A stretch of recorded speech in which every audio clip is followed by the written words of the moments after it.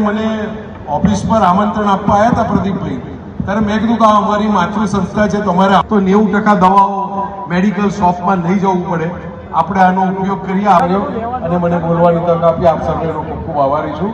જય જય ગરવી ગુજરાત, ભારત માતા કી.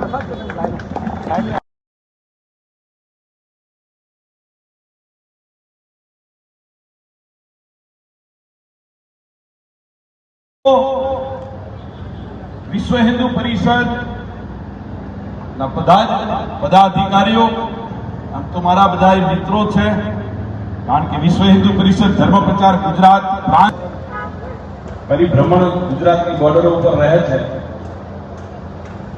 જૂના મિત્રો પણ છે અહીંયા. મારે કહેવું છે કે આપણે બધા ભાગશાળી છીએ. આપણને કદાચ ખ્યાલ નહીં હોય, જે 51 શક્તિપીઠ છે આપણા સનાતન ધર્મની ધરોહર ઉપર, 4 વેદ, 18 પુરાણ, 6 શાસ્ત્ર, ગૌ, ગીતા, ગંગા, ગાયત્રીની પરંપરા આપણી સનાતન ધર્મીઓની છે. એમાંનું 52મું શક્તિપીઠ દ્વારા અહીંયા સ્થાપિત થઈ રહ્યું છે. ભાગ ગાંધીનગર ચાલે છે. ખૂબ જ ગંભીર વાત છે.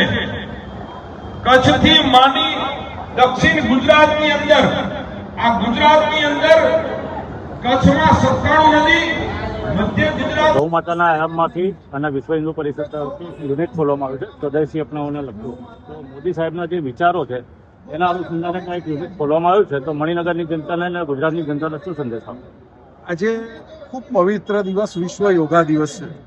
દેશના યશસ્વી વડાપ્રધાન નરેન્દ્રભાઈએ આ યોગાની ભેટ સર્વ વિશ્વને આપી છે.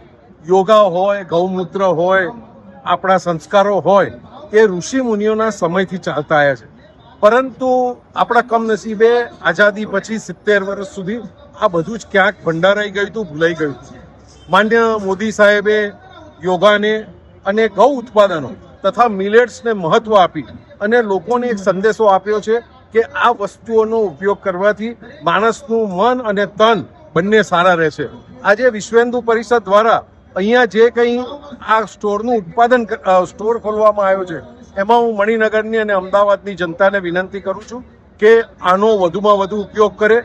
આપણે આ બધી વસ્તુઓ શોધવા માટે જવું પડતું હતું. જ્યારે આવી વસ્તુઓ ઘર આગળ મળતી હોય તો તેનો ઉપયોગ કરી આપણા સ્વાસ્થ્યને મજબૂત બનાવીએ. હું વિશ્વ હિન્દુ પરિષદના પ્રખંડને ખૂબ ખૂબ ધન્યવાદ આપું છું અને આપના માધ્યમથી હું જનતાને કહેવા માંગુ છું કે આ દેશનો સનાતન ધર્મ બચાવવા, સંસ્કૃતિ બચાવવા, આપણું સ્વાસ્થ્ય સારું રાખવા યોગ, ગૌ વસ્તુઓનો ઉપયોગ અને મિલેટ્સનો ઉપયોગ વધારીએ એવી મારી નમ્ર વિનંતી છે.